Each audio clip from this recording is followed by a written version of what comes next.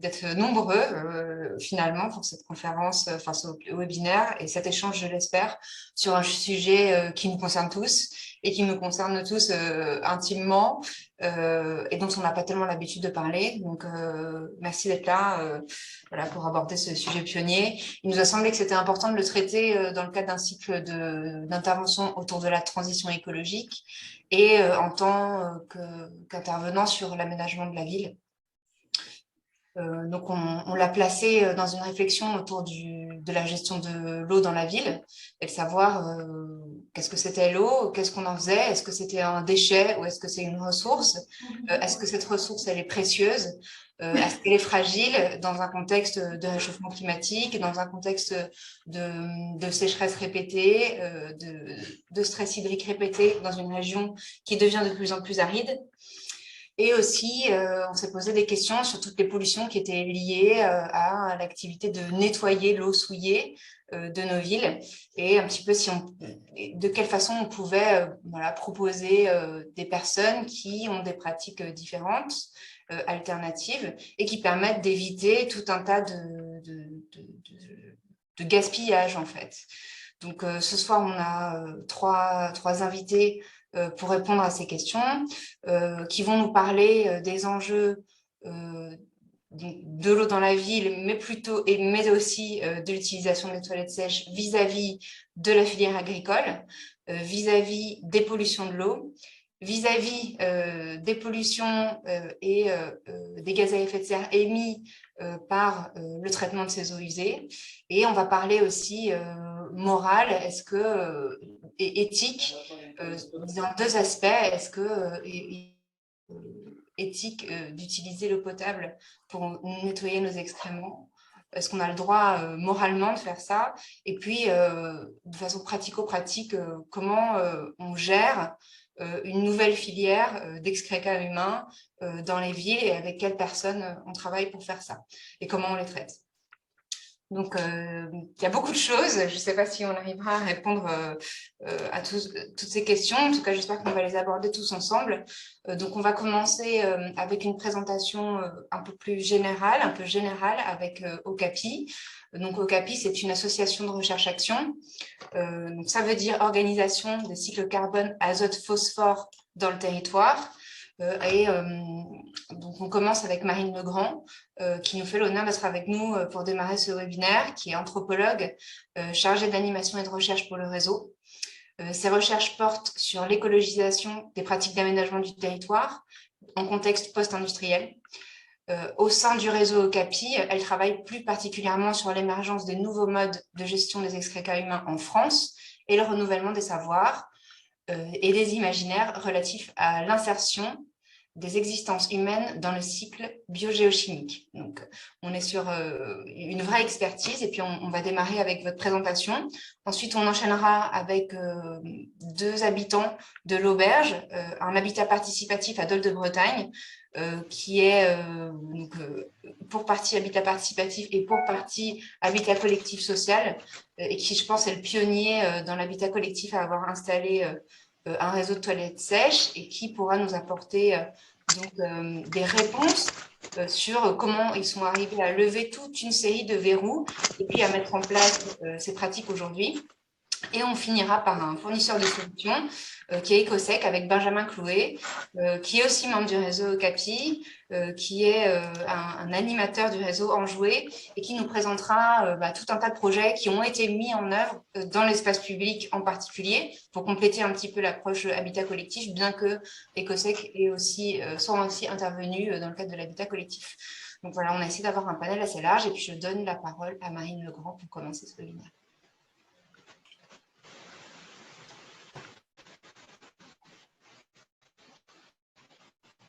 Peut-être dernier point organisationnel, on fait 15 minutes à peu près de présentation, on prend 10 minutes de questions après chaque intervenant, et puis après, on prendra une trentaine de minutes d'échanges transversaux.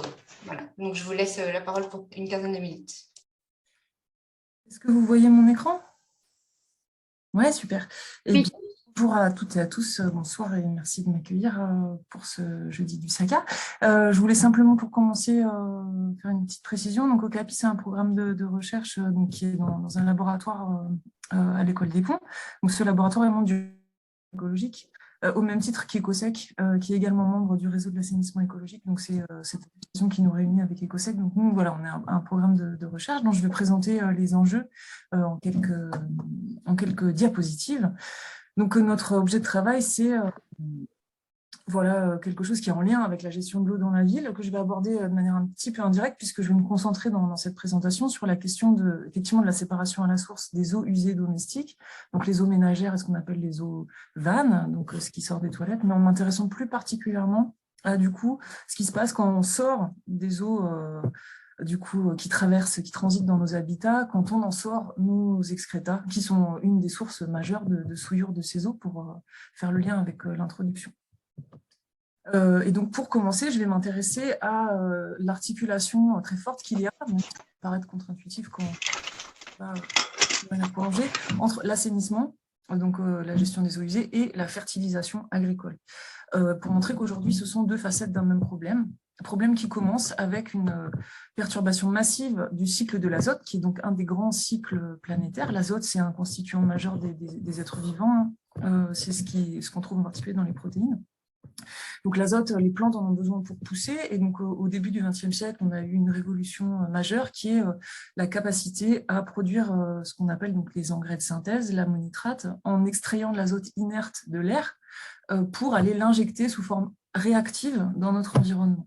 Et donc, avec ce procédé qu'on appelle Haber-Bosch, qui permet d'extraire cet azote de l'air en utilisant du gaz naturel, donc des énergies fossiles, on a pu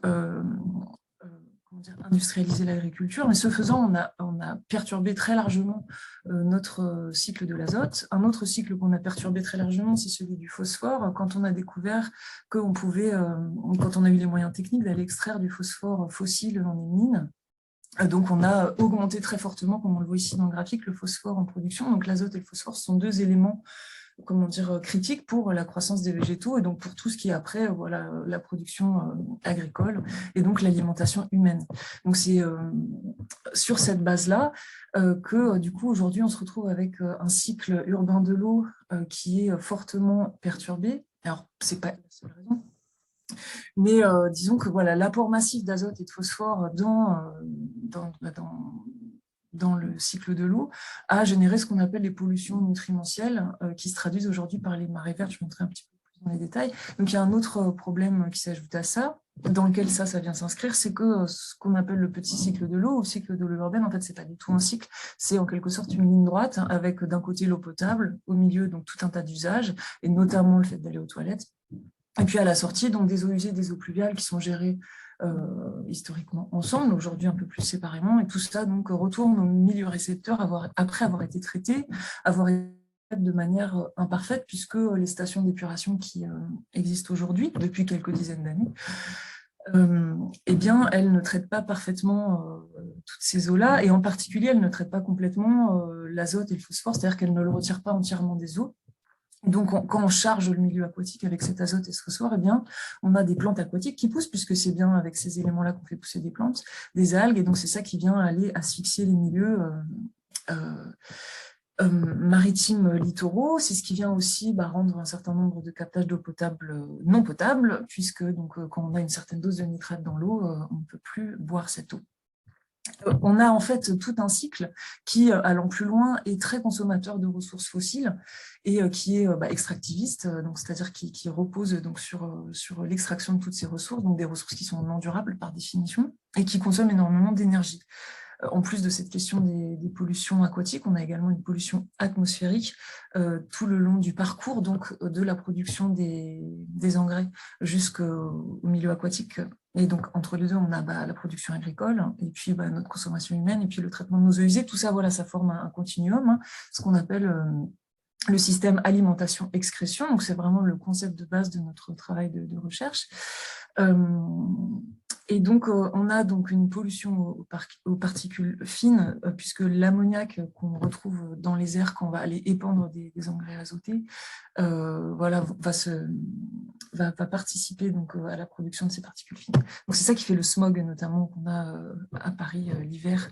Je sais que vous n'êtes pas forcément dans cette région-là, mais je pense qu'à Grenoble, ça fonctionne aussi. C'est un peu plus près. Enfin voilà, le smog aujourd'hui, donc en fait, il est en partie d'origine agricole. Bref, les stations d'épuration, elles sont émettrices aussi de gaz à effet de serre, donc de N2O, un gaz à effet de serre qui est beaucoup plus puissant que le CO2. Voilà, donc on a ce problème de l'azote qui est assez peu connu aujourd'hui, qui est un petit peu caché par, donc on a le cycle du carbone, la question du carbone, des gaz à effet de serre issus du carbone, qui est un peu l'arbre qui cache la forêt des problèmes des cycles biogéochimiques, donc celui de l'azote et également le cycle de l'azote est également fortement perturbé aujourd'hui. Voilà, donc nous, dans Okapi, on s'intéresse pas seulement donc, au problème de l'assainissement, mais à tout ce cycle et au problème de cette linéarité de ce qu'on appelle le système alimentation-excrétion. Et la question qu'on va se poser, c'est comment le rendre plus circulaire. Eh bien, en retournant aux terres cultivées, eh bien, ce qui sort de notre corps, qui venait des champs au départ, à savoir cet azote, ce phosphore, et puis aussi cette matière organique, hein, si on parle de l'ensemble de notre excrétion, y compris les matières fécales. Alors, on a un nouveau problème qui s'ajoute à ça, c'est un problème économique avec l'explosion du prix des engrais azotés, donc de l'ammonitrate, lié à la crise des énergies fossiles qu'on vit actuellement. Et puis, en fait, ce n'est pas une crise, hein, c'est une progression, ça ne va pas vraiment retourner en arrière. Donc voilà, on est au constat aujourd'hui qu'il va falloir transformer les choses. Voilà, donc ça, c'est pour vous montrer que le cycle de l'azote et du phosphore en bas font partie des limites planétaires qui sont fortement on va dire transgressé à l'instar de la biodiversité et de sa dégradation. Voilà, donc c'est deux gros problèmes ici qui en fait sont bien plus graves que celui du changement climatique, qui est celui qu'on présente le plus, voire le seul dans les médias. Donc c'est important d'avoir cette base-là. Voilà, donc pour revenir au cœur du sujet, donc à nos eaux usées, donc ici on a un graphique qui représente la composition de nos eaux usées, dans lesquelles on voit que, en volume, ce sont surtout les eaux ménagères, les eaux grises, qui représentent le volume. Donc, c'est là qu'on va pouvoir aller chercher du volume d'eau à recycler. On a donc de l'azote et du phosphore qui sont majoritairement contenus dans les urines. Et donc, c'est là qu'on va pouvoir aller chercher des nutriments à remettre dans l'agriculture. Et un problème lié à la question des micro-organismes pathogènes, là, qui, eux, sont concentrés dans les matières fécales. Et donc, en traitant de manière séparée les urines d'un côté, les matières fécales de l'autre, et séparément des eaux ménagères, on va pouvoir traiter chaque problème de manière beaucoup plus efficace qu'en diluant tout ça dans un même égout.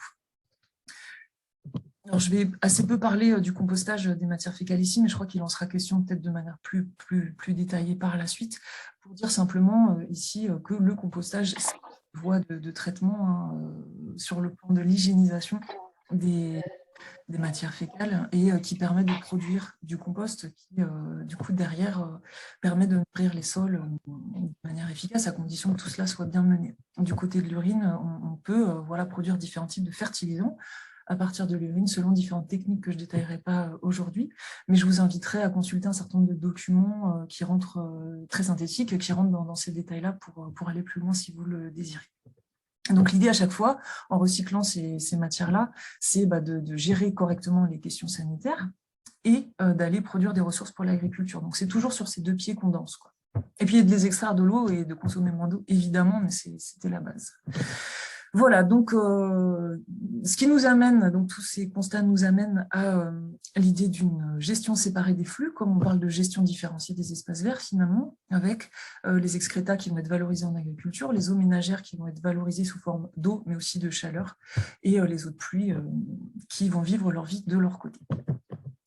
Voilà, donc un tout petit point donc, sur le programme Okapi, qui est un programme de recherche interdisciplinaire qui existe depuis 2014, qui entre dans sa 3e phase aujourd'hui, donc qui est majoritairement porté par l'école des Ponts, mais pas seulement, qui a un certain nombre de partenaires. Donc c'est une approche interdisciplinaire qui associe donc l'écologie territoriale, agronomie et sciences sociales, mais qui est aussi tournée vers l'action, donc avec de l'animation de réseau, de la sensibilisation. Voilà, donc c'est un programme qui bénéficie notamment d'un financement de l'Agence de l'eau Seine-Normandie. Donc, on travaille en lien avec l'association Arceau Île-de-France qui relie des acteurs publics, des associations et un certain nombre de PME du secteur de la gestion séparative des excrétas, qui nous permet de faire un partage de retours d'expérience, de mettre en relation les acteurs et de produire collaborativement des documents, dont celui dont je vous parlerai à la toute fin. Et on travaille aussi en relation assez forte avec le réseau de l'assainissement écologique. Voilà, qui est donc un réseau pionnier des acteurs des toilettes sèches et de l'assainissement écologique plus largement en France, qui existe depuis une quinzaine d'années maintenant. Alors, pour parler maintenant de différentes dimensions de nos travaux, donc, je vais commencer donc, par la question des scénarios, donc pour voir un peu voilà, comment l'écologie et territoriale aborde tout ça. Voilà, donc ça fait ces grands schémas-là. Donc c'est des calculs de flux à l'échelle régionale qui nous permettent de voir comment sont constitués les flux de ces éléments, par exemple ici à l'échelle de l'agglomération parisienne actuellement. Donc ici on voit que c'est très linéaire, qu'il y a très peu de recyclage de l'azote et que en fait, c'est au niveau de la production agricole animale qu'on en a le plus besoin. Et ce qui nous permet derrière d'avoir une réflexion systémique pour penser des systèmes plus circulaires demain. Ces systèmes plus circulaires, donc ils s'appuieraient d'une part donc, sur le recyclage des excréta humains, leur retour au champ, mais aussi une transformation de l'alimentation vers une alimentation moins carnée pour consommer déjà moins d'azote au début et, et voilà. Et pour une production végétale et animale intégrée au niveau territorial, parce qu'aujourd'hui, on a des territoires qui sont très spécialisés. C'est pour ça qu'on a besoin de beaucoup d'engrais de synthèse. Si on remixait les choses, eh bien, on pourrait valoriser beaucoup mieux les fumiers animaux aussi. Donc voilà, c'est une réflexion systémique à l'échelle de l'ensemble de ce système-là, donc qui, donc dans nos réflexions, associe trois leviers, celui de la sobriété, celui de l'efficacité et celui du recyclage, donc à l'image des scénarios négawatts pour l'énergie. Voilà. Donc, pour en revenir plus en détail au recyclage, je vais parler maintenant quelques instants des enjeux à l'échelle du bâtiment. Donc, les bâtiments, ça veut dire les interfaces usagées, c'est-à-dire les sanitaires, les toilettes, mais aussi la possibilité de produire des traitements localisés et ou de transporter ces matières pour pouvoir les traiter de manière semi-centralisée, de manière à associer donc bonne hygiénisation et production de fertilisants pertinents pour le secteur agricole. Donc, je focus maintenant sur l'interface usagée. Aujourd'hui, on a un tout à l'égout, donc voilà, où on a des toilettes qui sont toutes pareilles, en fait, même si elles ont des petits designs un peu différents, et qui envoient tout à l'égout par un même tuyau. Demain, enfin aujourd'hui déjà, mais demain de manière plus importante, donc on a différents types de possibilités.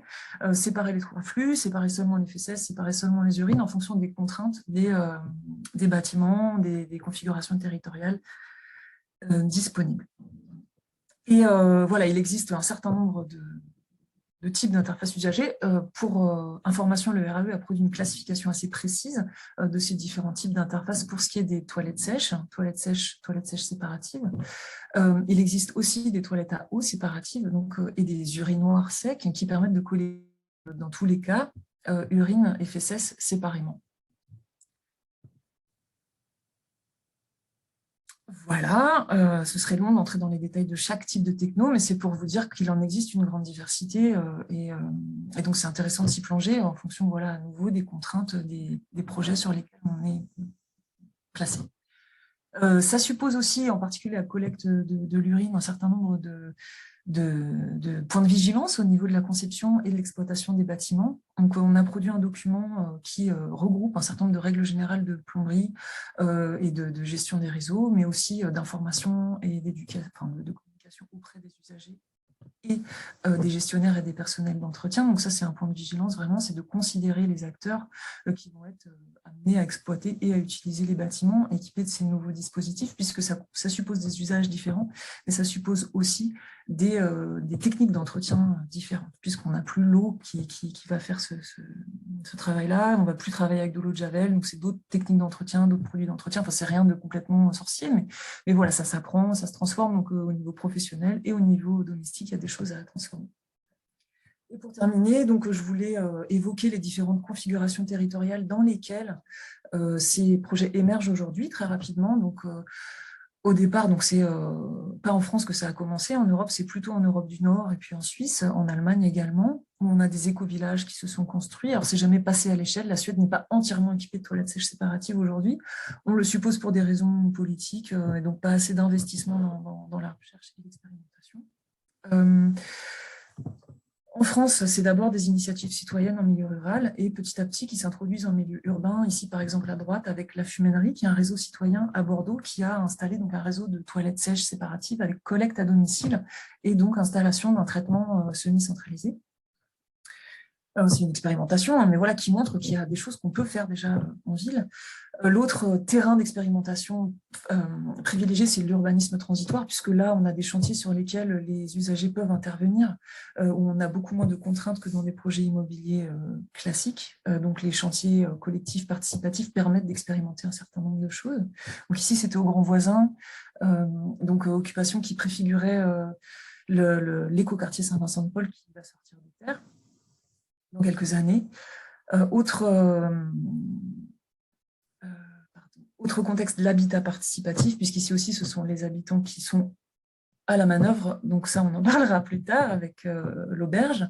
Les jardins publics et jardins partagés sont des lieux où il y a un certain... Les jardins partagés, je veux dire, sont des lieux où il y a un certain nombre d'expérimentations qui se mettent en œuvre, ou tout un tas d'habitants qui testent des choses de leur côté. Donc c'est quelque chose qui est en train de se diffuser à nouveau jusqu'au cœur du milieu urbain, de manière un peu surprenante peut-être, mais donc c'est pour dire qu'il y a un mouvement de fond, quoi, de démocratisation, de normalisation, d'institutionnalisation de ces pratiques et de ces types d'installations, puisque l'espace public est de plus en plus équipé de toilettes qui ne sont plus des toilettes à eau ou des toilettes chimiques, mais bien des toilettes sèches dans un certain nombre de cas. Donc c'est que les collectivités locales commencent à se positionner sur ces types de dispositifs et de techniques également. Ils sont moins frileux qu'ils ne l'étaient. Alors, il y a encore tout un travail d'acculturation à faire, évidemment. Donc, la dernière question qui se pose, c'est comment intégrer ces choses-là dans la fabrique de la ville. Donc, nous, on considère qu'il y a un rôle essentiel des démonstrateurs pour lesquels donc, les collectivités locales ont un rôle à jouer. Donc, ici, c'est le cas de l'écoquartier Saint-Vincent-de-Paul, justement à Paris, qui va être entièrement équipé de collectes séparatives d'urine. Donc là, on parle de plusieurs centaines de logements, d'équipements publics. Et donc là, on est sur une échelle vraiment complètement inédite par rapport à ça. Et on a voilà, une collectivité locale qui s'est engagée et tout un travail d'expérimentation qui est mené actuellement. Voilà pour brosser un peu le contexte. Et donc, voilà, je vous renvoie donc, au document dont l'image figure à gauche ici pour découvrir les enjeux un peu plus en détail et découvrir aussi en annexe un ensemble de retours d'expérience sur lesquels donc, on a produit une documentation qui permet d'avoir une idée de la diversité de projets de séparation à la source des excrétas qui existent aujourd'hui en Europe et en France. Voilà, je vous remercie. Merci beaucoup pour cette présentation parfaitement dans les temps, extrêmement dense. Donc, je pense qu'on a tous compris que vous êtes une personne ressource. N'hésitez pas à me contacter si vous voulez plus d'informations. Je pense qu'on a reçu beaucoup de choses et j'imagine qu'il y a beaucoup de questions qui se posent. Est-ce qu'on a le temps d'en prendre quelques-unes? Une? On en prend une? Ouais, Est-ce si que ça vous quelqu'un va. a une question sur un des axes qui a été développé dans la présentation?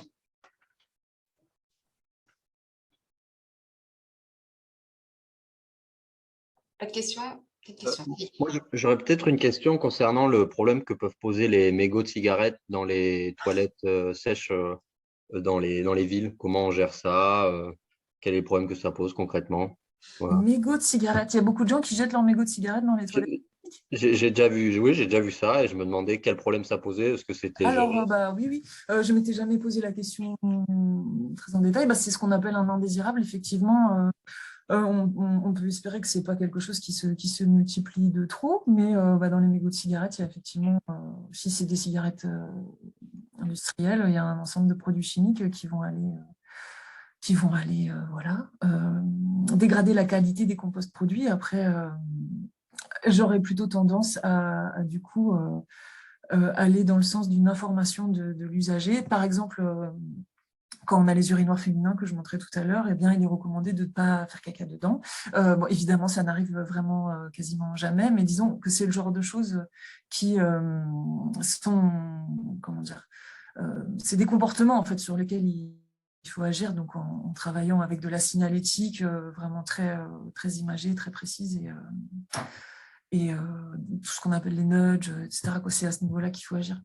Ouais, voilà. Merci. Non, je me demandais si ça mettait en péril tout ou si non, disons qu'aujourd'hui, les engrais qu'on met sur les champs, ils sont chargés en cadmium, en uranium. Finalement, on ne part pas de zéro. C'est pour dire qu'effectivement, on ne va pas tout résoudre d'un coup, mais on est déjà dans un monde extrêmement contaminé. Donc, un mégot de cigarette ne va pas nous détruire toutes nos ambitions. Merci. peux vous poser une petite question avant que vous partiez.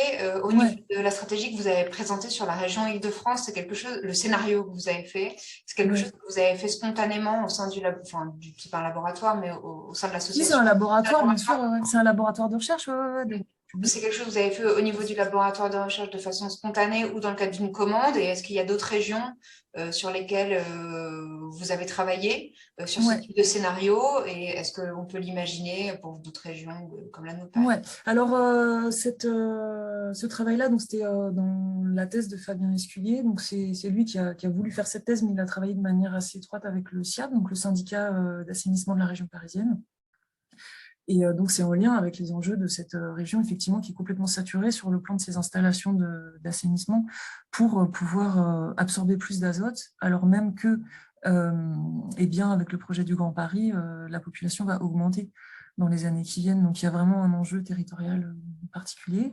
Il y a des réflexions aujourd'hui qui sont menées pour travailler avec d'autres métropoles, pas forcément exactement selon les mêmes modalités de modélisation, mais donc on s'est rapproché de la métropole de Lyon en particulier pour travailler avec eux sur les enjeux à l'échelle de leur agglomération. Par ailleurs, donc on travaille avec une association qui s'appelle les Greniers d'Abondance, qui ont produit le guide de la résilience alimentaire, et pour produire un outil de modélisation en ligne simplifié, alors évidemment qui ne produira pas ce type de diagramme, mais qui peut permettre pour n'importe quelle commune d'avoir un peu une idée du degré de sa résilience sur le plan alimentaire. Et donc, nous, on va rajouter une partie qui sera sur le plan de la gestion des excrétas, quoi, et donc le taux de recyclage, ou plutôt voilà, le taux d'envoi aux rivières, etc., quoi. Donc, ce ne sera pas du tout le même niveau de calcul. Mais après, on est tout à fait partant pour travailler sur d'autres contextes régionaux. Ça, c'est un outil qu'on va trouver sur le site Okapi ou sur le site ou sur le réseau. L'outil, ce sera, donc je vais vous mettre l'adresse de la sauce de Grenier d'Abondance pour que vous puissiez en prendre connaissance. Il n'existe pas encore, mais il est en train d'être construit. Une dernière question? Oui, alors merci. J'en ai mis une dans le chat, mais je me pose toujours la question parce que ça arrive souvent, cette question. Comment est-ce qu'on traite, et est-ce qu'il faut qu'on traite du coup les urines et les fesses avec le fait qu'on a potentiellement des traitements hormonaux, des médicaments, ce genre de choses? Est-ce que c'est gênant ou pas? Parce que souvent, on se pose cette question.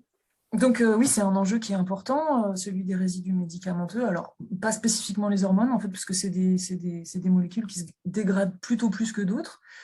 Donc, on a, dans le cadre du volet agronomique, il y a eu une étude faite, je vais vous envoyer le lien vers le document aussi, donc sur la persistance des résidus médicamenteux dans les engrais obtenus à partir d'urine. Donc il y a effectivement un certain nombre de molécules qui sont, en fonction des traitements qu'on met en œuvre, qui peuvent être donc détruites dans le processus, et d'autres qui vont persister un peu plus. Et derrière, la question, c'est comment ça va persister dans les sols, dans les plantes, a priori. Donc sur ce qui est une fois que ça rejoint le sol, pour l'instant, les études qui ont été menées montraient qu'il y avait peu de persistance, mais voilà, c'est des travaux qu'il faut continuer à faire. Donc pour l'instant, ces choses-là, elles vont dans les rivières, elles vont déjà dans l'environnement. Il n'y a pas de traitement ni de station d'épuration par rapport à tout ça, à nouveau par Pedro, mais pour autant, c'est un enjeu vraiment important à prendre en compte. Alors quand on est à l'échelle domestique, on sait où on en est, et il n'y a pas vraiment d'enjeu très important. C'est plutôt quand on est à l'échelle vraiment très collective que là, ça va devenir un enjeu. Donc je vous envoie un dernier lien, et puis je devrais vous quitter malheureusement, mais merci beaucoup. Pas revenir vers moi. Ok, on n'y manquera pas. Merci encore d'avoir participé. Et puis, on fera passer la documentation à toutes les personnes qui ont donné leur mail pour le webinaire de ce soir. Du coup, on va passer à notre deuxième intervention, qui est une intervention de Irène Serchetti, qui vient en tant qu'habitante de l'auberge et qui a mené le projet d'habitat participatif à Dole, dans lequel est installé un réseau de toilettes sèches, dont elle va nous parler, de l'origine du projet, de tous les obstacles qui ont dû être franchis pour en arriver à la mise en place de ces toilettes et de ce réseau, et puis aujourd'hui les débuts de la gestion et la mise en route de ce service, et comment on gère aussi les interactions humaines autour de tout ça. Donc je vous remercie, Irène, d'être avec nous. Je vous invite à partager votre écran si vous avez une petite présentation visuelle à nous montrer pour présenter un petit peu votre projet. Oui. Alors, bonsoir tout le monde, je voudrais tout d'abord excuser Romain Gauthier, qui devait être avec moi et puis qui est pris par des urgences dans son travail. Donc, j'interviens toute seule, on a préparé l'intervention à deux, je vais faire de mon mieux. Voilà. Alors, effectivement, mettre le partage d'écran là-dessus. Donc, on a une présentation tout à fait modeste qui permet de nous connaître un petit peu mieux. Donc, l'Auberge, qui est un projet qui est né il y a pratiquement 7 ans maintenant, autour de 3 familles qui ont initié ce projet et constitué un groupe pour un habitat participatif à Dol de Bretagne. Notre mode de travail a été celui-là, qui est assez classique en habitat participatif, de pouvoir collaborer entre maîtrise d'usage, maîtrise d'œuvre et puis maîtrise d'ouvrage. On a pu faire, j'ai nommé ça casting, enfin, oui, la sélection des cabinets d'architectes avec le maître d'ouvrage, dont je vous reparlerai, qui est un bailleur social.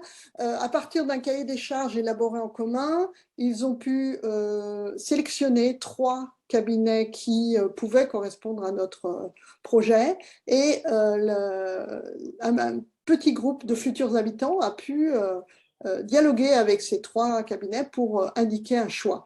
Et puis, et ce choix a été respecté par le bailleur social. Et au fil des travaux, on a eu des ateliers collectifs, on a émis, nous, et écrit des notes de positionnement qui ont permis petit à petit d'avancer sur ce qu'on souhaitait. Et ces notes de positionnement ont été aussi des occasions pour le groupe de réfléchir dans le détail à ce qui serait notre futur habitat. Et dans ce cadre-là, la question des toilettes a été abordée de cette façon, quoi. Et puis, des allées et venues entre désirs et contraintes, évidemment, qu'on a appris à appréhender petit à petit, évidemment, puisque dans le groupe, eh bien, on peut dire que les foyers et le futur foyer étaient des néophytes. Donc, le programme, c'est celui-là. Le bailleur social, c'est Émeraude Habitation, qui construit beaucoup sur la côte d'Émeraude, puisqu'on est en Ille-et-Vilaine, du côté de Saint-Malo.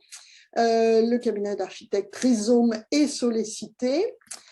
Le résultat final, ce sont 23 logements, avec 8 locatifs sociaux, 13 en location-accession, 2 en accession libre. C'était notre souhait et notre façon de brasser les populations en proximité d'un centre-ville, à Dol de Bretagne, sur un terrain de 4000 m². Et sur ce terrain, il y avait un bâtiment déjà, un bâtiment qui est un ancien resto routier qui sera notre lieu commun et que nous sommes en train de rénover. Un ascenseur et des coursives qui relient tous les logements, bien qu'on soit seulement en R+2, parce que la question de l'accessibilité s'est posée assez vite avec l'arrivée dans le groupe de personnes en situation de handicap qui prétendaient non seulement avoir un logement adapté à leurs besoins, mais aussi visiter les voisins et voisines. Et donc, c'est ce qui nous a fait aller vers cette solution qui est peu habituelle en R+2. Et puis, bien sûr, des performances thermiques qui nous intéressaient à double titre. Et du point de vue économique, parce que en logement social, il y a le souci des familles de ne pas aller vers trop de dépenses, et aussi d'un point de vue écologique, bien sûr.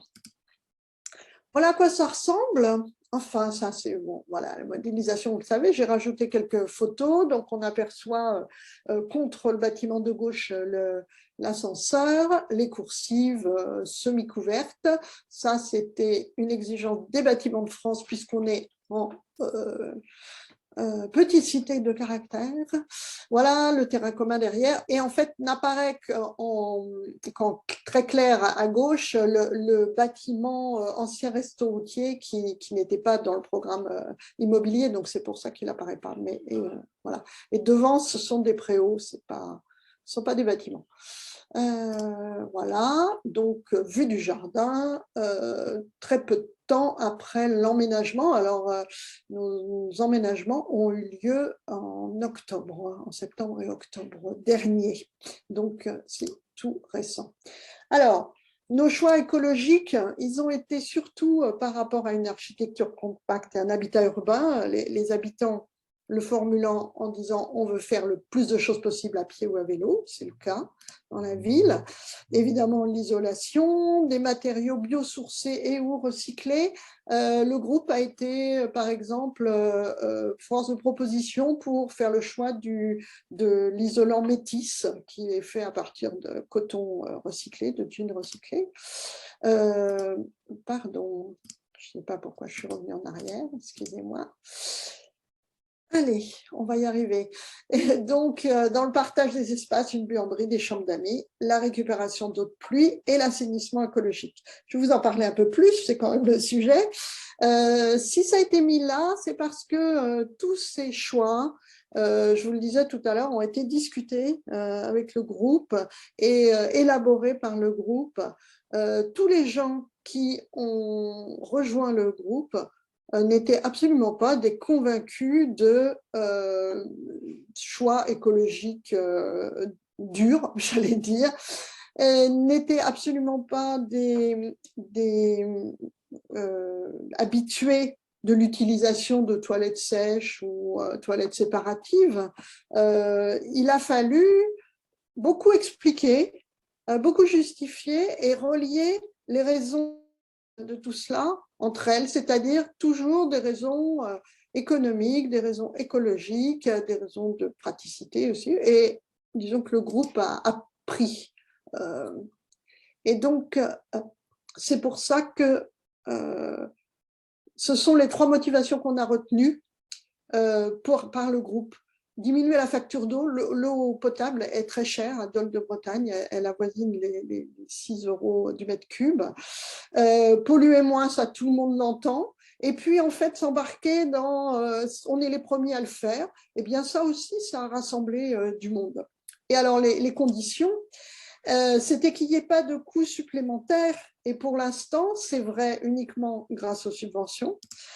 Une facilité d'usage pour tous et toutes. On a rapidement fait le choix de dire personne ne portera son petit seau de matière fécale, personne ne mettra la sciure à stocker dans sa salle de bain ou dans ses toilettes. Donc, il faut qu'on ait une autre façon. Et puis, pas de contrainte de vidage, donc par les habitants eux-mêmes, il faut qu'on trouve une autre manière de faire aussi. Alors, un petit coup d'œil sur le coût de l'installation. Ça comprend tout ça, l'implantation des canalisations, l'achat des toilettes, parce que le siège de toilette n'est pas très particulier, et le système, et puis l'ingénierie. Alors, le système, je pense que Ecosec va le détailler. Voilà, on est allé chercher des subventions, mais qui étaient aussi intéressantes pour faire progresser cette idée de toilettes séparatives et sans eau. Donc, la région Bretagne, l'agence de l'eau Loire-Bretagne.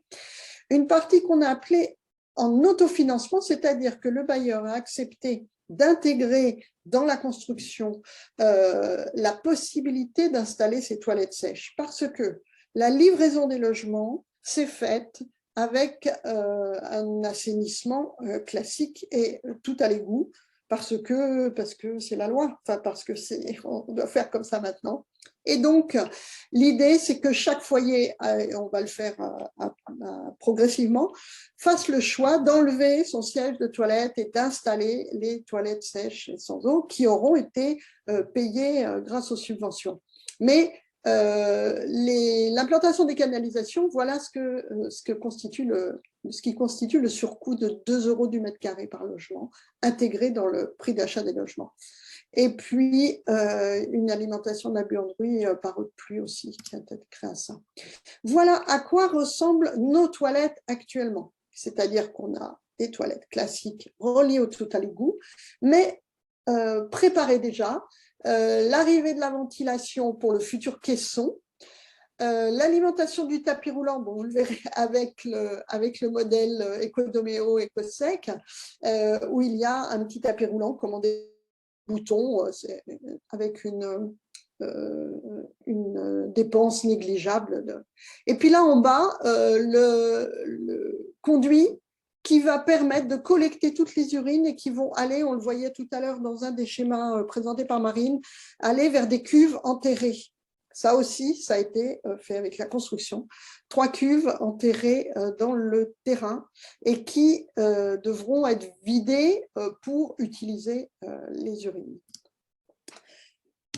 Voilà pour notre présentation. Ok. Merci beaucoup pour cette présentation de côté maîtrise d'usage. Je pense que c'est vraiment une richesse d'avoir des personnes qui l'expérimentent. Est-ce qu'il y a des questions dans le public?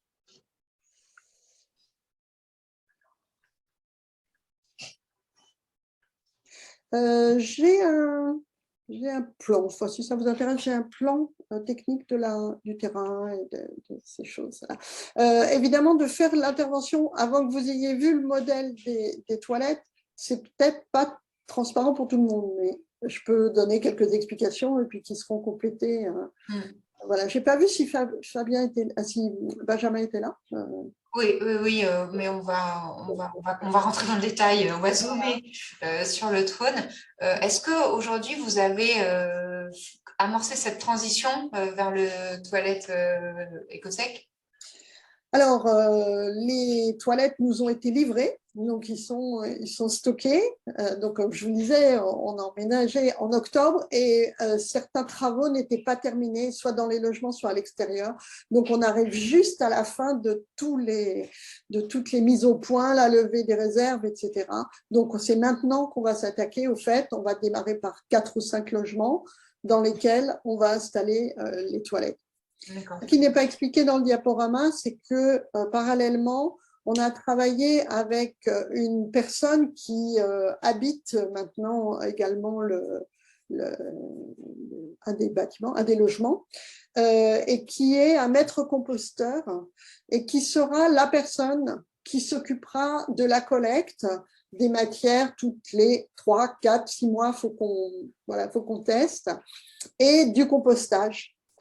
Les urines étant récupérées, on va dire, maintenant par un partenariat qu'on est en train de mettre en place avec un lycée professionnel agricole qui va faire les expérimentations d'utilisation des urines comme engrais avec des cuves de stockage qui vont permettre une décantation. Alors, je crois que le terme utilisé, ce n'est pas le terme décantation, ce n'est pas que décantation. Le terme m'échappe pour l'instant, excusez-moi. Et qui vont permettre cette utilisation des urines quasi quelle, on va dire, hein, après ce temps de repos, quoi, en fait. Et comment ça se passe au niveau de la collecte? C'est le lycée qui vient avec ses propres machines ou comment c'est prévu? Oui. Alors, je crois que l'intermédiaire, c'est un agriculteur qui va faire le transport. Ce qu'on est en train de calculer aussi en ce moment, au plus près, c'est ce coût d'entretien. Parce qu'on va avoir une économie d'eau, certes, et le pari, c'est que le coût d'entretien de tout cela ne dépasse pas l'économie faite sur l'eau. Et donc, on va avoir des prestations à financer dans le coût de nos logements. Il y a une autre piste qui est à explorer sans doute à plus long terme, dans la mesure où chaque habitant a sur sa facture d'eau un paiement de l'assainissement de l'eau. On souhaite aller discuter avec les autorités de distribution d'eau et de traitement des eaux pour faire valoir et essayer de faire mesurer ce qu'on économise à la collectivité en ne déversant pas dans le tout à l'égout toutes les matières de 23 logements. Alors ça, c'est à plus long terme parce qu'on imagine bien qu'on ne va pas avoir une réduction de la facture tout de suite, mais c'est ce qui nous guide aussi pour argumenter et pour toutes les prises de conscience que peuvent avoir les habitants à ce sujet. Donc, vous nous dites que vous faites une étude en coût global, mais pour la partie eau, hein, celle que certains ont l'habitude de faire pour la partie énergie. Oui, oui, oui, absolument. Est-ce qu'il y a d'autres remarques, des questions de la part du public, des prescripteurs notamment? Je pense que c'est intéressant pour certains architectes qui auraient envie de prescrire dans leur propre projet. Bon, alors c'est que tout était particulièrement clair. En tout cas, merci beaucoup de votre intervention et bravo d'avoir mené votre projet jusqu'au bout. Et on espère avoir du coup le coût global dans 6 mois et que tout le monde aura basculé. Oui, oui, oui, bien sûr.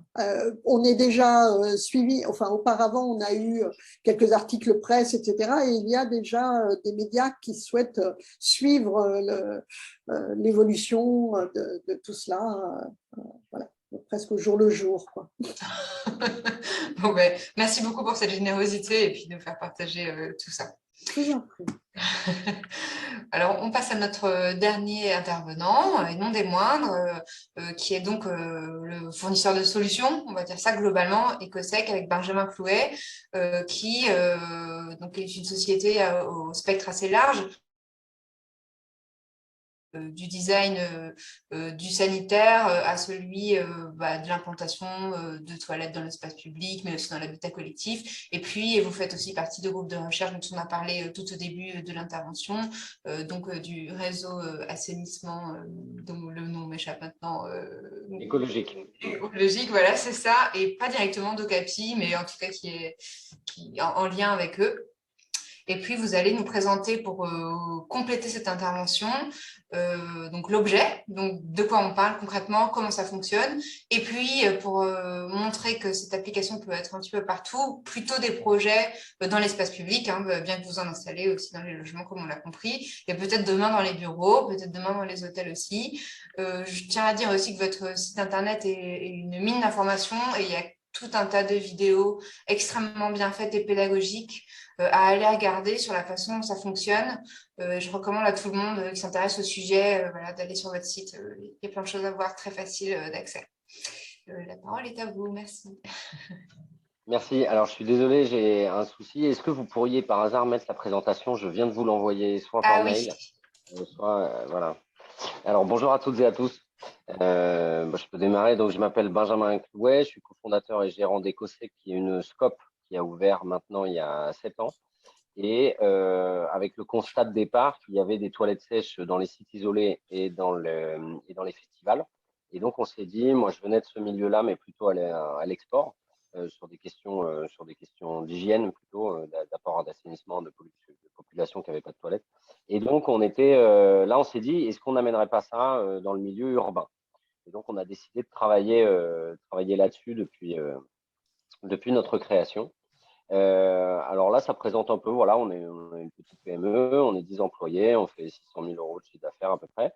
Et en fait, dès le début, comme on a défriché l'ensemble de l'approche urbaine, on a décidé d'essayer d'avoir l'ambition, en tout cas, de traiter du début à la fin de la filière. Et c'est là qu'on est, je pense, qu'on a une expertise assez, en tout cas, transversale dans tout ce qu'on fait, puisqu'on est autant designer et concepteur et fabricant des cabines qu'on installe. On a une mission, parce qu'on est des militants sur la question quand même, autant engagés sur l'écologique, sur le social aussi. On est en scope entreprise d'insertion et on est en salaire unique et on essaye de proposer un autre modèle de société au sens entreprise aussi. Donc, on fait pas mal de sensibilisation. Ensuite, on a tout notre parc. En fait, on a une activité qui est divisée un peu en 3, un tiers de production, un tiers de gestion d'un parc et un tiers de recherche et développement sur les questions notamment de valorisation de l'urine. Et donc, on balaye l'ensemble des activités, ce qui nous permet de petit à petit, dans le milieu urbain, ce qui est assez différent quand même de ce qui se passe plutôt dans la ruralité, et ben en fait de fabriquer au fil des années des boîtes à outils qui nous permettent, dans chaque cas de figure, autant sur l'objet et l'interface usagée que sur la gestion d'une maintenance avec un partenaire local, comment ça va se passer, que de trouver une filière de valorisation à l'aval, eh ben, on a rempli cette boîte à outils au fil des années. Et aujourd'hui, disons qu'on est, nous, on a une approche assez basse technologie, on pense, pour un passage à l'échelle. Il n'empêche qu'on est très intéressé sur tout ce qui se fait. Mais aujourd'hui, disons qu'il y a beaucoup de traitements qui coûtent assez cher quand même. Alors, on peut changer de slide. Si vous voulez, je vais vous présenter assez rapidement nos pieds dans la porte ce qu'on a essayé de faire dans le milieu urbain. Alors, on a démarré un peu sur les festivals avec le constat que la sciure, c'était compliqué en fait de porter. Aujourd'hui, dans toutes les applications des toilettes à sciure, bon, c'était bien expliqué avant, mais globalement, une famille de 5 personnes, elle va descendre la poubelle peut-être 2 fois par semaine. Nous, l'enjeu, c'était de diviser considérablement ce besoin de maintenance. Et la technologie, au début de notre création, on a fait pas mal le tour de technologie. Et c'est vrai que cette technologie qui a été développée par Sanisphère de tapis roulant incliné a été tout de suite, ça nous est apparu comme quelque chose d'extrêmement pertinent. Aujourd'hui, le souci, c'est le prix, clairement, mais voilà un peu le type de manifestation qu'on a fait. Donc, on était à la COP21, sur la Concorde. Donc, on a été un peu, bon, on n'a pas forcément de mérite parce que c'était une page blanche, mais en tout cas, on a été les premiers à amener des toilettes sèches sur les Champs-Élysées, à les amener, on était les représentants un peu des toilettes sèches à la COP21, là, sur le parvis de la mairie de Paris. On a permis, en fait, en donnant un standing assez élevé sur nos toilettes, et avec cette technologie, à arriver sur l'espace urbain, pas forcément sur des questions écologiques, mais plutôt de non-raccordement. C'est souvent ça qui était. Et aujourd'hui, enfin voilà, clairement, on peut souligner malgré tout ces défauts qu'Anne Hidalgo a été extrêmement volontaire sur cette question-là. C'était la première ville en France qui a imposé que toutes les festivités sur Paris soient en toilettes sèches aujourd'hui et qui a notamment poussé pour que Saint-Vincent-de-Paul, c'est un projet d'une envergure qui n'était jamais vue. Il y a plus de 200 logements avec séparation d'urine. Ils ont créé enfin tout ce qu'a dit Marine. Donc chapeau à Paris aussi. Souvent ça vient des petites villes, mais des fois là, dans ce cas-là, c'est des grandes. Alors on peut avancer à la page suivante. Ça c'est un modèle de cabine où on a essayé de rentrer sur les toilettes publiques et donc avec la volonté de remplacer potentiellement les sanisettes de type JC Déco. Donc on a un modèle qui est complètement différent puisque alors il n'a aucun raccordement, il a 1000 litres de réserve d'urine et un peu moins de matière fécale et la maintenance est réalisée par une personne en insertion à vélo. On en a vendu 4 sur Paris. Aujourd'hui, on en place. On est très fiers parce que c'est un modèle entièrement autonome et on arrive à un peu concurrencer avec nos petits bras des géants du secteur. Ce que vous voyez en bas à droite, c'est la prolongation dont je vais parler un peu plus en détail après, qui est de dire nous, on s'attache un peu à ce qui se passe sur les déchets solides. Les séparer à la source permet de les valoriser bien mieux. Et là, en l'occurrence, on a un petit problème quand même, c'est sur l'équation économique de notre système, le fait qu'on n'intègre pas les externalités positives sur l'environnement, sur les dégagements de CO2, sur ces choses-là, on ne voit que l'économie d'eau en fait quand on installe une toilette sèche. Si on veut mettre un chiffre en face, une facture en face de l'installation d'une toilette. L'économie d'eau, elle est de 50 € par an, le trône, il vaut 2500 €. Ça, c'est sans l'ingénierie de pose et tout ça. Donc, ce que soulignaient les deux intervenantes précédentes, c'était que aujourd'hui, sans subvention, c'est compliqué. Il y a plein d'espoir sur des nouvelles technologies qui vont sortir, qui vont diviser par 2 à 4 le prix et peut-être potentiellement avoir quelque chose qui est encore plus pratique. Mais c'est compliqué. Alors nous, on a décidé un peu de tirer la bobine des eaux grises du coup qui sont récupérées et on a monté un projet sur un habitat participatif à côté de chez nous à Montpellier dans le cadre d'un projet financé par la région de dire les eaux grises qui restent, du coup, elles ne sont plus polluées par le pipi caca. On a des eaux grises de grande qualité, notamment qui viennent de la douche.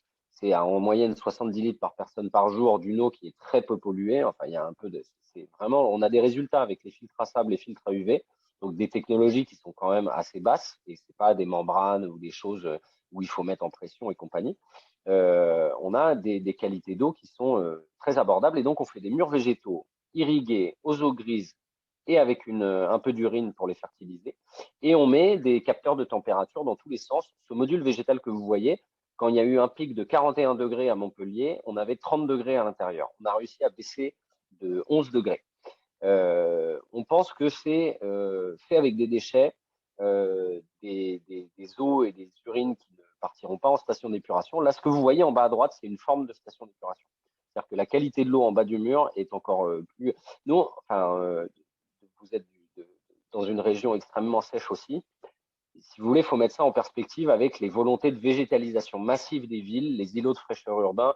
Et à Montpellier, moi, je pose la question à chaque fois que j'entends ça, quoi. Et notamment des élus verts locaux. Ils ont des grands projets super ambitieux que je salue, mais Montpellier doit importer de l'eau du Baronne, donc de Arles, 100 km de distance, 4 mois dans l'année. Et les hostilités climatiques, pour moi, n'ont même pas encore démarré. Ça veut dire qu'on va être dans une situation où, et si vous voulez, en parallèle de ça, si on retire pipi caca du réseau, on se retrouve, on peut faire des forêts vierges à l'intérieur des villes. On est à 150 litres par personne et par jour de consommation. Bon, je reviendrai dessus, on peut avancer la slide et je vais vous présenter les autres choses qu'on fait. Bon, là, rapidement, voilà, c'était à l'époque. Vous avez en haut à droite les premiers urinoirs qu'on a designés, féminins, qui aujourd'hui ont augmenté un peu en qualité. Hein. Vous pouvez passer à la slide suivante. Là, on a quelque chose qui est vraiment l'aboutissement de plusieurs années de design, qui est une remorque qui est installée en 20 minutes et qui peut contenir un festival jusqu'à 800, 900 personnes. Et donc, c'est un produit extrêmement pratique, mais dans le cas des bâtiments, ça ne vous intéressera pas forcément. Donc, on peut avancer. Alors là, c'est l'urinoir féminin, c'est très intéressant. C'est une designeuse parisienne qui a été présentée précédemment. Elle s'appelle Louise Raguet. Son urinoir s'appelle Marcel 2LE. Et c'est les premiers urinoirs féminins destinés à être abandonnés, laissés dans la rue, quoi. On fait une expérimentation là à Lyon, sur les berges du Rhône cet été, pendant 6 mois. À partir du 1er avril, il y aura 7 urinoirs comme ça et 7 urinoirs masculins, plus 2 cabines que vous avez vues non connectées, qui sont sur les berges du Rhône et de la Saône. On est très content. Encore une fois, c'est des initiatives là qu'on est, enfin nous clairement les municipales et l'arrivée des écologistes. On a des contacts avec Bordeaux, avec Poitiers, avec Lyon et c'est vraiment cool. Enfin, on s'en réjouit. En tout cas, ils ont été très proactifs, très impliqués et c'est une belle expérimentation qu'on va tester. Donc là, il y aura une personne à vélo qui va nettoyer. On peut avancer du coup et on va arriver au bâtiment. Voilà. Alors là, on arrive au trône qu'on a appelé Déconnect. Alors, la première clé, on arrive à chaque fois dans des projets où soit ils ont déposé le PC, soit c'était compliqué, soit c'était la première fois, il y avait la moitié des habitants qui avaient peur. Donc, une clé d'entrée pour nous du cahier des charges, c'était que ce soit rétrofit et que ce soit réversible, qu'on puisse venir, comme dans le cadre d'Ol de Bretagne, réception avec des toilettes à eau. Nous, on n'a rien changé à part un tuyau dans la gaine technique pour collecter les urines et peut-être déplacer quelques cloisons dans les toilettes pour que le jour où on vient mettre des toilettes sèches comme ça, on n'a pas les pieds dans la porte. Et on a déplacé la VMC, comme ça a été indiqué, qui ont été mis derrière. Alors là, vous avez un modèle qui est sans marche. À Dol de Bretagne, on est en train de designer un modèle qui va faire une marche. Et en fait, derrière le tapis, au niveau des racleurs, va se former une pyramide. Et le principe géométrique d'une pyramide, c'est que si on met 10 cm ou 15 cm de plus à la base, on multiplie quasiment par 3 le potentiel de stockage. Alors, on perd le côté PMR, c'est un des désavantages, mais on passe de une vidange tous les mois et demi selon nos calculs, à tous les 4 mois.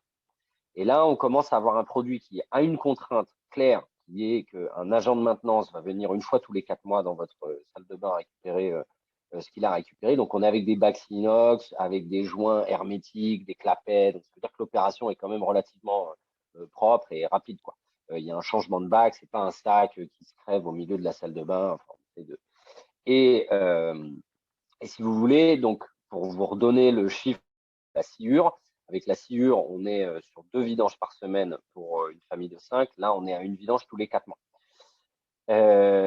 Aujourd'hui, on espère qu'après toutes ces références qu'on va pouvoir avoir, et je vais vous présenter un peu les autres sur lesquelles on travaille, il y ait un architecte qui nous dise allez, on y va, on le fait dans le dur, cette techno, et on va récupérer les matières fécales depuis une coursive de lieux collectifs, de couloirs, de je ne sais pas comment, et on arrive à ne plus rentrer dans le logement. Ça pose évidemment des problèmes de ventilation, de contraintes, ça veut dire que le logement n'est pas fermé entièrement, ça veut dire que bon, il y a plein de contraintes qu'il faut analyser. Aujourd'hui, on n'a jamais eu le cas de figure et la temporalité avec laquelle on arrive dans le projet fait que le côté rétrofit a toujours plu à tout le monde et toujours rassuré tout le monde.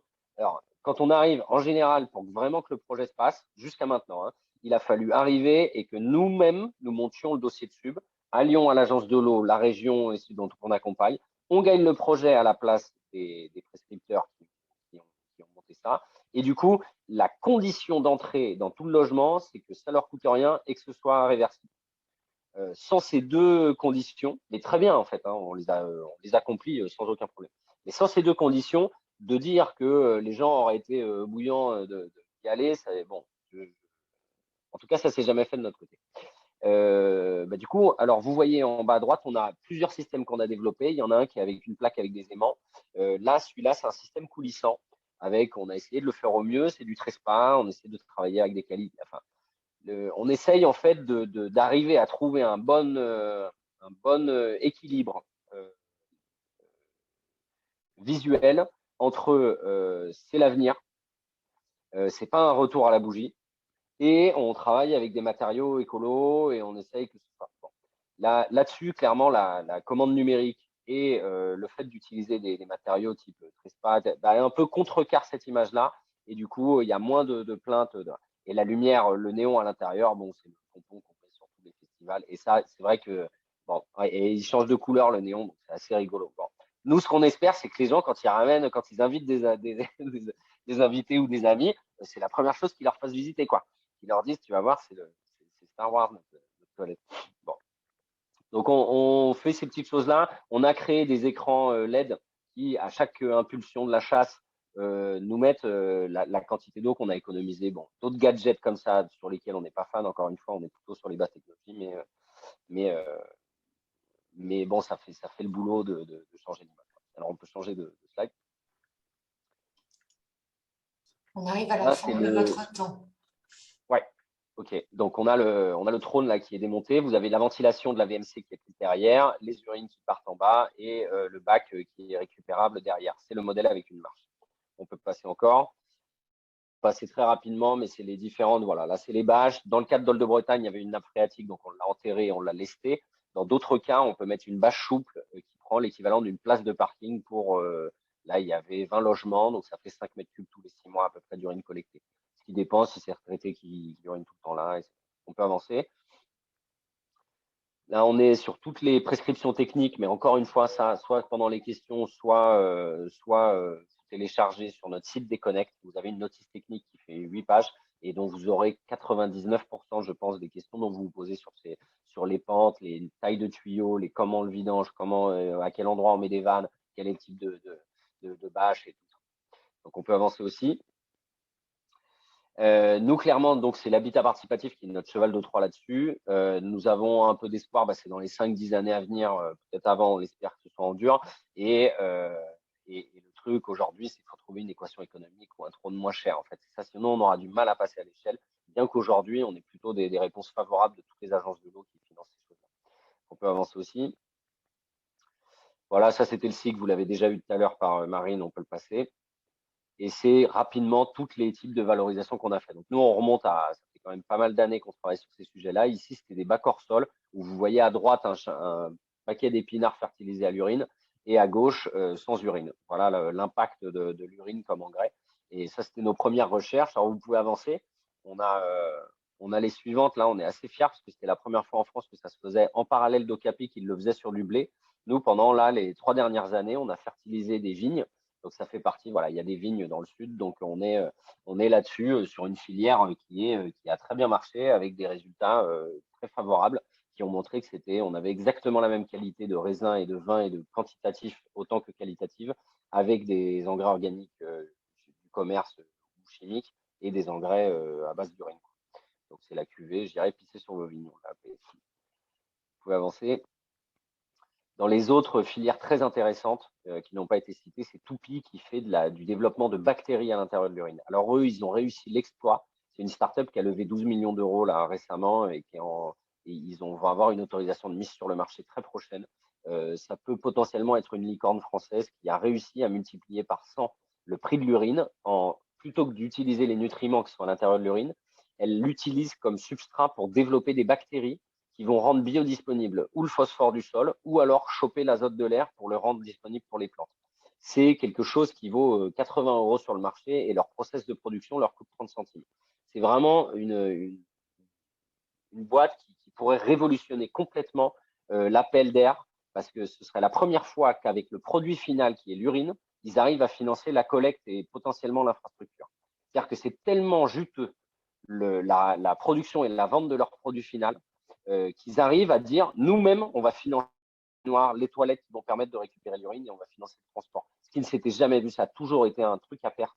Alors, il n'y a jamais personne qui a réussi à faire une équation économique en valorisant l'urine. Et donc là, c'est extrêmement intéressant. Je vous invite à les suivre de près. Ils sont assez impressionnants. Voilà. Donc ça, on essaye de monter ça avec eux sur Paris, mais ils se développent sur plein d'autres villes. On peut avancer et ça va être la fin. Donc là, c'est notre mur végétal. Vous l'avez en schéma. Plutôt que de mettre les 3 flux ensemble, on sépare les eaux grises et les urines. Et on arrive à baisser de 11 degrés. Vous aurez toute la documentation nécessaire là-dessus et je préfère répondre aux questions plutôt qu'on va m'attarder. Oui, on peut passer, pardon. Voilà. C'est le même schéma qu'avant qui vous montre un peu le processus. Alors aujourd'hui, sur la valorisation des eaux, on est sur des technologies qui sont, comme je vous disais, on récupère les eaux de douche qui sont très peu chargées et on a des filtres à sable gravitaires qu'on fabrique nous-mêmes avec des lampes UV. Et en fait, on a des résultats qui sont très satisfaisants avec des qualités d'eau qui nous ont donné là pour l'instant un accord de la DDTM pour faire des expérimentations sur des bâtiments. Je pourrais vous en parler si vous avez des questions sur la réglementation là-dessus. Je pourrais vous envoyer des documents plus complémentaires. Voilà, je vous remercie de votre attention et je suis tout oui pour vos questions. Merci de votre intervention. On regrettera de ne pas pouvoir déboucher une bouteille ce soir tous ensemble. Et puis, on a bien compris l'appel du pied pour les archis, les prescripteurs. Est-ce qu'il y a des questions dans le public sur la présentation?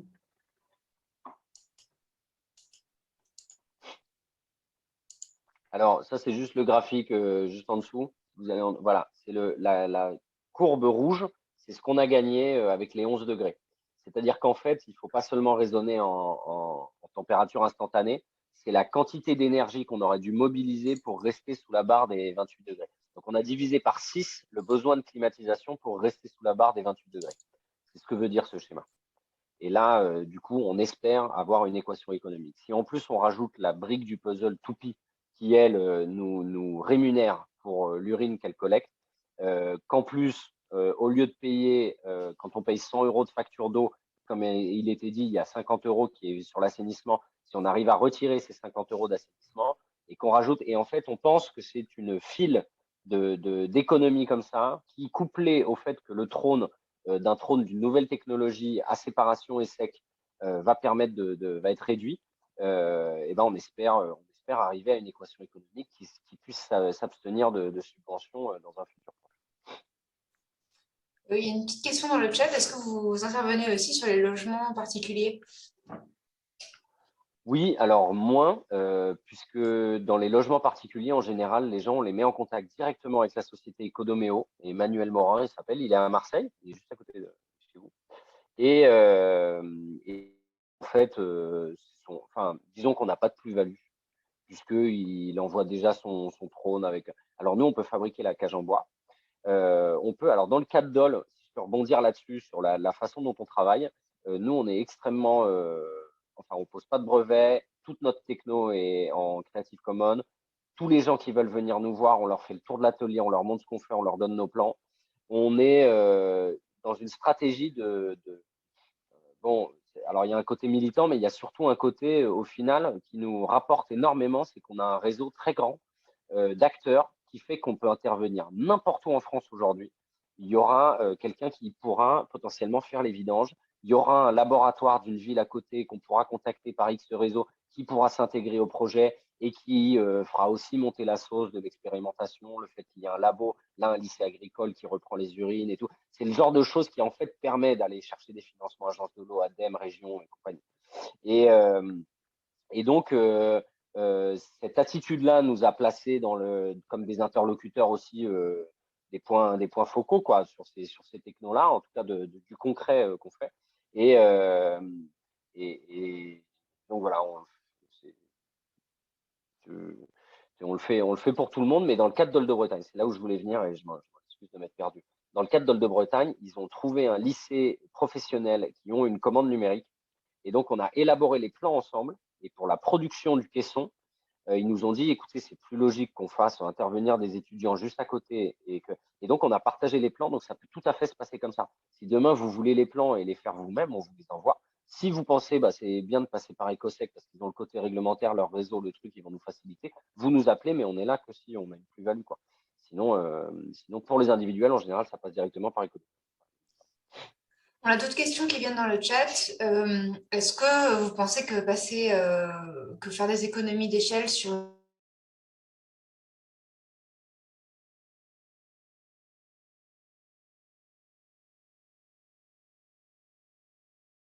de masse réduirait Le structurel, c'est pas forcément. Alors, effectivement, c'est sur la quantité. Il en vend 100, 150 par an. Nous, on lui en achète 40, quoi, pour donner un ordre de grandeur. Alors, il a lancé une prod aux États-Unis et d'autre part. Donc, c'est tout seul. Hein. Je crois qu'il a peut-être un employé maintenant, mais il faut changer le. Aujourd'hui, il y a des technos très intéressantes qui ont été choisies par Saint-Vincent-de-Paul qui s'appellent Save. Alors, je n'ai pas montré en photo parce qu'on ne travaille pas encore avec eux, mais leur design est extrêmement intéressant.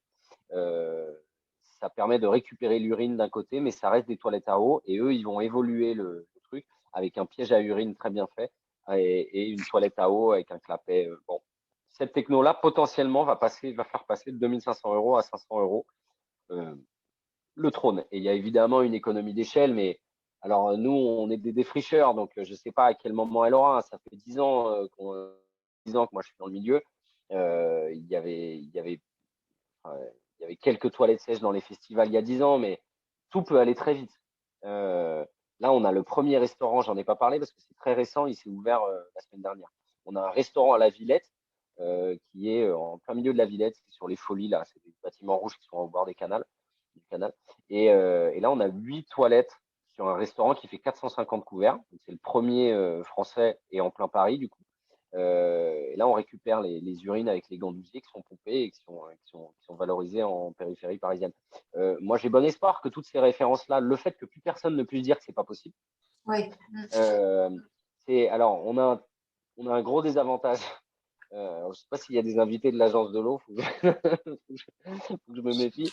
Invités, oui, je ne sais pas s'ils sont là, mais. Super. Bon, alors c'était assez triste parce que toutes les agences de l'eau françaises ont décidé de mettre la séparation à la source ils ont des plans quinquennaux et de mettre la séparation à la source comme des projets intéressants, en tout cas à financer dans les 5 prochaines années. Et l'agence de l'eau Rhône-Méditerranée-Corse a décidé que cette question-là de la séparation à la source, en tout cas, n'était pas subventionnée, n'était pas pertinente, et ils se dirigent plutôt vers la station d'épuration du futur. Donc, on a dans notre région, dans notre bassin versant, on est la seule agence de l'eau qui est moins volontaire, en tout cas, sur ces questions-là. Alors, il y a des projets qui peuvent passer et on les en remercie sur des économies d'eau. Du coup, ce qu'on prend comme. Alors, on a des projets avec des grands parcs d'urinoir sur des ERP de grande taille, où là, l'urinoir, l'investissement, il peut être relativement faible par rapport à l'économie d'eau générée. Et donc là, ça peut être intéressant. Mais voilà. Une question sur la mutation. Est-ce qu'on peut installer ce dispositif dans le cadre d'une rénovation? Et puis, est-ce que ça a déjà été fait? Vous avez des références sur le sujet, sur quelle taille de projet, quel programme? Alors là, en l'occurrence, sur le restaurant à la Villette, c'est une rénovation. On est à la cave, il y a un système de pompage, de relevage sur lequel on a dû s'habituer. Il y avait beaucoup plus d'ingénierie que dans Dol de Bretagne, où là, on était libre de dessiner ce qu'on voulait sur les plans, que tout se plombait, que les toilettes, que c'était en gravitaire, que ça allait jusqu'à la réserve, que toutes ces choses-là. Nous, on sait depuis des années, on sait faire des pompes de relevage et tout ce qui est l'infrastructure nécessaire à faire circuler l'urine à gauche, à droite, en haut, en bas, dans des tuyaux avec des clapets de calculer, que ce soit des pompes à vide, que ce soit des pompes à irrigation, que ce soit on a testé toutes les manières et aujourd'hui, on est plutôt, enfin bon, voilà, en toute humilité, hein, c'est des projets qu'on défriche, mais en tout cas, on est plutôt confiant sur notre capacité à le faire dans toutes les situations. juste la question de place. C'est-à-dire qu'il y a un moment, si on ne peut pas mettre le coffret avec les technologies d'Economéo qui prend 60 cm, alors vous avez toutes les dimensions sur notre site internet. Si vous allez sur l'onglet Déconnect, il y a une notice technique sur laquelle vous aurez toutes les dimensions exactes. Et si on ne peut pas mettre ce caisson de 60 cm derrière, c'est compliqué. Dans le 420 de Paul, on avait répondu avec un promoteur qui était du coup qui a perdu malheureusement. Le projet, nous, on voulait le faire en sec complet. Là, ils ont choisi de séparer l'urine, mais de garder les matières fécales dans le tout à l'égout avec des chasses d'eau. Son argumentaire, c'était nous, on arrivait un peu avec notre approche qu'on fait en province, quand les gens, on leur dit 2500 €, et ça, c'est le prix du trône. Après, il y a l'installation, donc tout carrossé, c'est 3500, 4000 €. Les gens, ils lèvent les yeux au ciel, ils nous disent quoi, c'est trop cher. Et là, dans le 420 de Paul, il nous disait, mais moi, je m'en fous des 2500 € ou des 4000 €.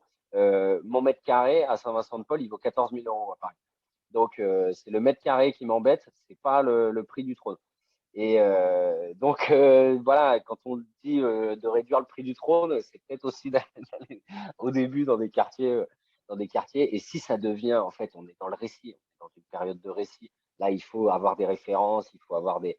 Moi, je pense sur la transition, il faut raconter une histoire de ces prochaines années.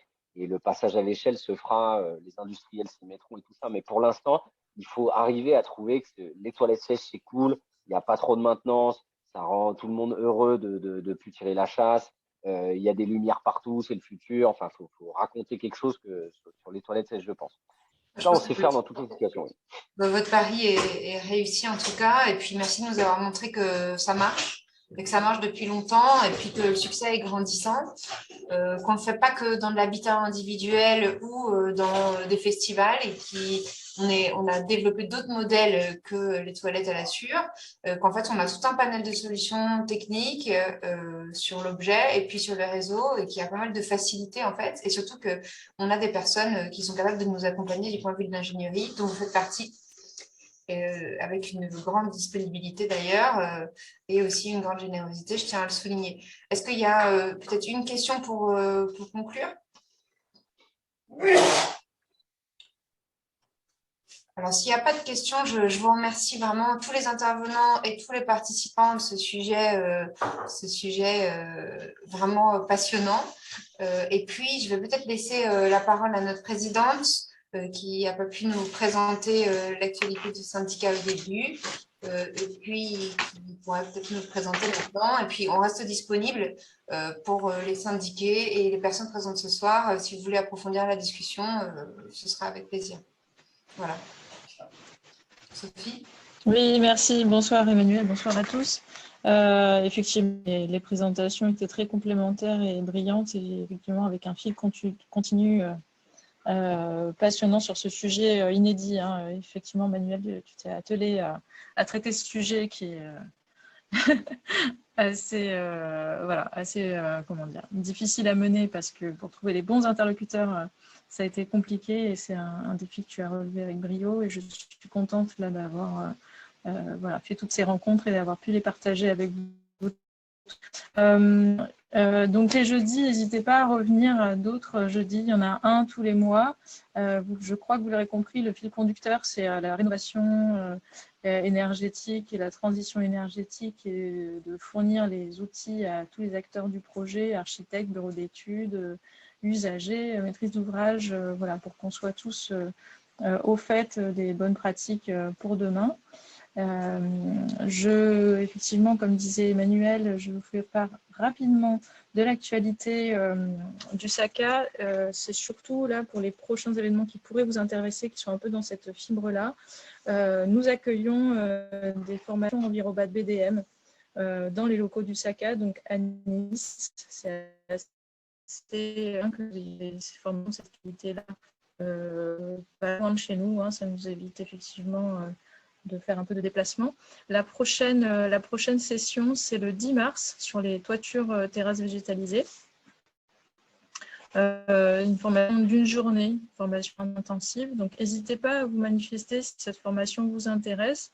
Elle a été relayée normalement par Catherine, ou n'hésitez pas à venir faire un mail ou faire un petit coucou si vous voulez plus d'informations dessus.